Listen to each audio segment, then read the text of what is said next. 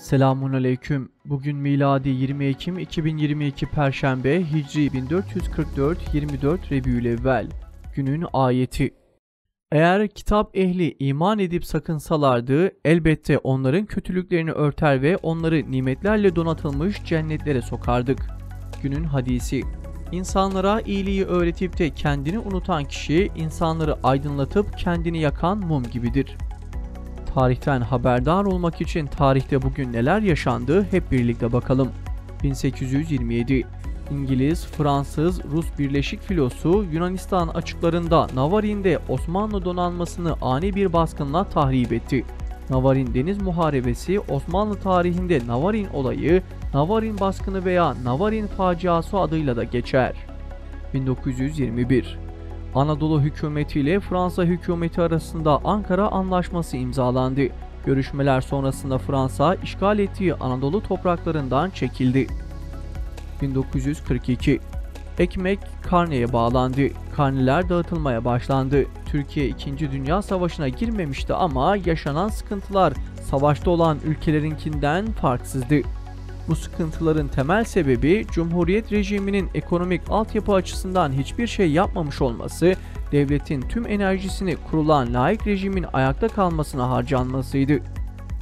1945 Mısır, Suriye, Irak ve Lübnan, Filistin topraklarında devlet kurmak isteyen Yahudilere karşı Arap Cemiyeti'ni kurdu.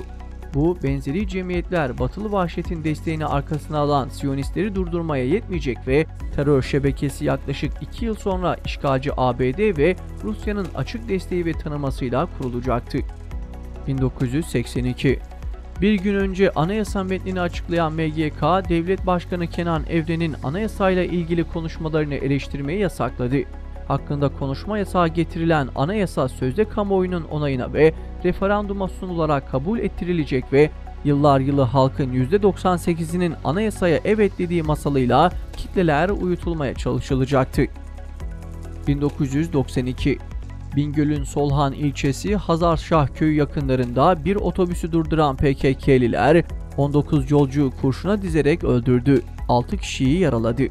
2011 Libya'nın Sirte kentinde Devlet Başkanı Muammer Kaddafi muhalif güçler tarafından öldürüldü. Muammer Kaddafi 42 yıl boyunca Libya'yı yönetmiştir. Her ne kadar dünya kamuoyu tarafından bir diktatör olarak görülmüş olsa da Kaddafi bunu reddetmekte, kendisinin Libya halkı için sadece bir rehber ve yol gösterici olduğunu söylemekteydi. 2011 Libya İç Savaşı sonucunda rejimi devrildi ve Kaddafi linç edilerek öldürüldü. 2014 Bingöl'ün Karlova ilçesinde mütedeyyin kişiliği nedeniyle PKK'liler tarafından evi taranarak ağır yaralanan Cengiz Tiryaki, tedavi gördüğü hastanede şehit oldu.